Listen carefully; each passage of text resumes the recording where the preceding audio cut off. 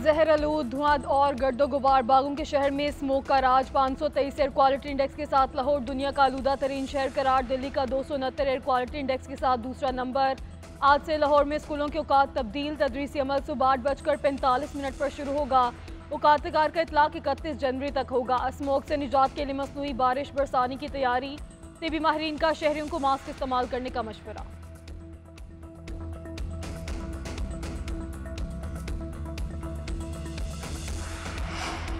नए chief justice Yahya Afridi आज से मुकदमात की समाअत का आगाज करेंगे। चीफ जस्टिस याहिया अफरीदी की सरबराही में फुल कोर्ट मीटिंग भी आज होगी। जस्टिस मंसूर उमरा अदायगी के बाद फुल कोर्ट इजलास में शरीक नहीं होंगे। सुप्रीम जुडिशल काउंसिल का इजलास 8 नवंबर को तलब।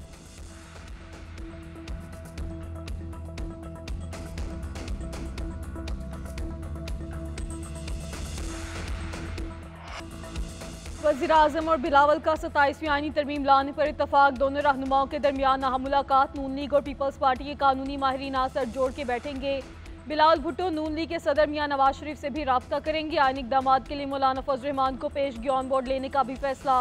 वज़ीर-ए-आज़म शहबाज शरीफ ने कहा, 26वीं आईनी तरमीम की मंजूरी तमाम इत्तेहादी जमातों का क्रेडिट है। पहले अवामी खिदमत से पीछे हटे ना हटेंगे। चेयरमैन पीपल्स पार्टी बोले, गैर जमहूरी कुव्वतों का रास्ता रोकने के लिए तरमीम कारगर साबित होगी। जमहूरियत और पार्लिमान की मजबूती के लिए मिलकर चलेंगे।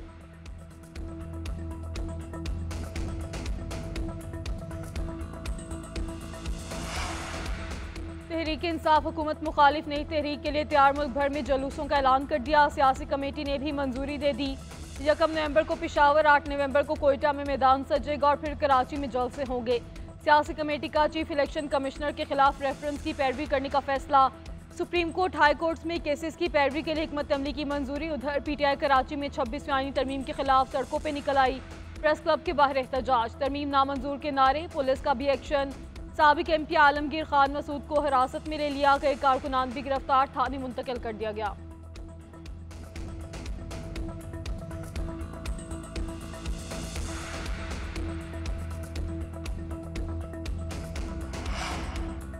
तहरीक इंसाफ में अंदरूनी इख्तिलाफ शिद्दत इख्तियार कर गए। फवाद चौधरी रऊफ हसन एक्स पर आमने सामने। रऊफ हसन ने लिखा, फैसल चौधरी का मैदान में आना इख्तिलाफ पैदा करने की कोशिश है।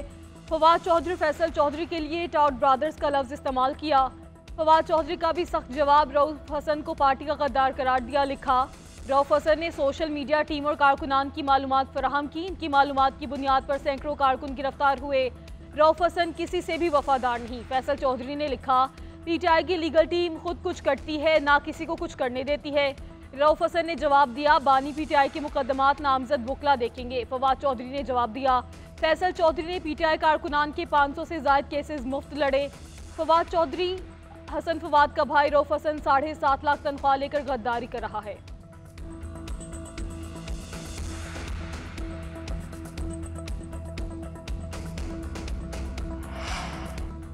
पीटीआई का टोला टीवी प्रोग्रामों में कहता रहा, काजी फाइजा का मकसद मुलाजमत में तोसी है। वो रिटायर होकर चले गए। अगर इस टोले में शर्म और हया होती तो डूब मरने का मकाम था। वज़ीर दिफा ख्वाजा आसिफ का एक्सपर्ट पैगाम। लिखा, जब सारे बेहया एक ही पार्टी में इकट्ठे हो जाएं तो गैरत दिलाना भी वक्त का ज़िया है।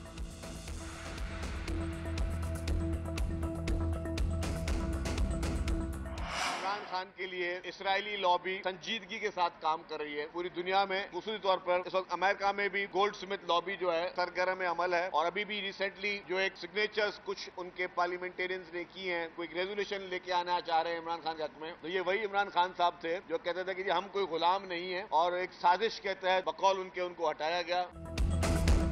लग रहा है बानी पीटीआई को रिलीफ मिल जाएगा। वज़ीर इत्तला से शर्जील मेमन का दावा। कहते हैं गोल्ड स्मिथ लॉबी सरगर्म हो गई, बानी को हीरो और मजलूम बनाकर पेश कर रही है। गिरफ्तारी पर इसराइल की चीखों का क्या मकसद है?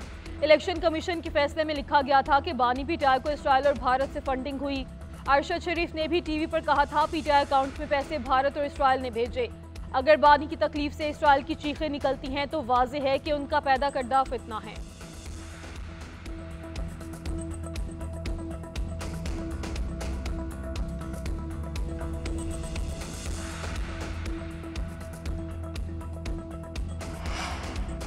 सेनेटर कौमी असम्बली के इजलास 2 रोज़ के वक्फे के बाद आज दोबारा होंगे। सेनेट का इजलास 4:30 बजे चेयरमैन यूसुफ रजा गिलानी की ज़ेर सदारत होगा। रूसी विफाकी असम्बली की चेयरमैन पर्सन वैलेंटीना सेनेट इजलास से खिताब करेंगी। कौमी असम्बली का इजलास शाम 5 बजे स्पीकर आसादी की ज़ेर सदारत शुरू होगा। सदर मुमलिकत के खिताब पर इजहार तशक्कुर की तहरीक कौमी असम्बली इजलास के 6 नुकाती एजेंडे का हिस्सा।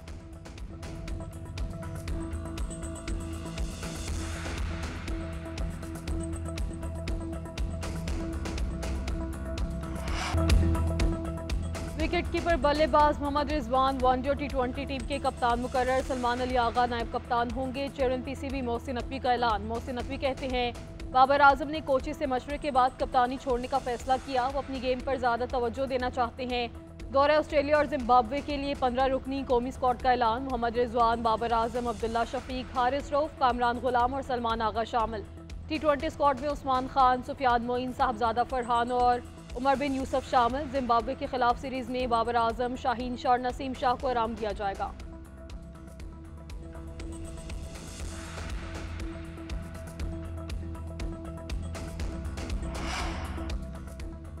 PCB का नए सेंट्रल कॉन्ट्रैक्ट का ऐलान। बड़े बड़े खिलाड़ी आउट। इमामुल हक, फ़खर जमान, इमाद वसीम, इफ्तिखार अहमद और सरफराज समेत 13 खिलाड़ियों की छुट्टी। शाहीन अफरीदी की ACB कैटेगरी में तनज़ली 25 क्रिकेटर्स को नए कॉन्ट्रैक्ट में शामिल कर लिया गया। बाबर आजम और रिजवान A कैटेगरी में बरकरार। नसीम शाह B कैटेगरी में शामिल। शान मसूद की B कैटेगरी कप्तानी से मशरूत। अब्दुल्ला शफीक, शादाब खान और इब्रार अहमद को C कैटेगरी दी गई। साजिद खान, सलमान आगा और सऊद शकील भी C कैटेगरी में। आमिर जमाल, मोहम्मद वसीम जूनियर, हुरैरा, मीर हमजा और खुरम शहजाद B कैटेगरी में हैं। A कैटेगरी में खिलाड़ी को 7 लाख, B कैटेगरी के लिए 41 लाख और D कैटेगरी में शामिल खिलाड़ी हर माह 11 लाख लेंगे।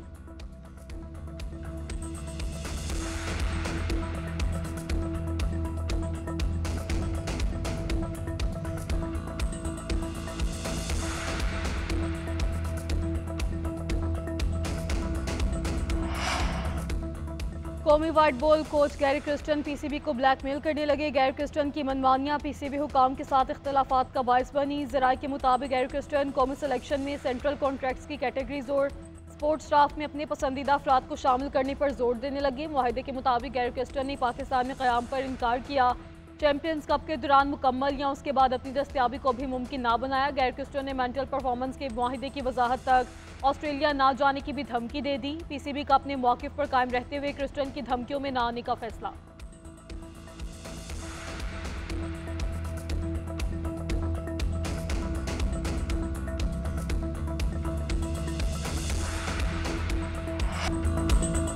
आज काउंसिल ऑफ पाकिस्तान कराची में आलमी सकाफती मेला जारी। 32वें रोज़ मेगा म्यूजिकल कॉन्सर्ट, 5 पॉइंट और पेश बैनुल अक़वामी फ़नकारों के साथ पाकिस्तानी गुलकारों की शानदार परफॉर्मेंस।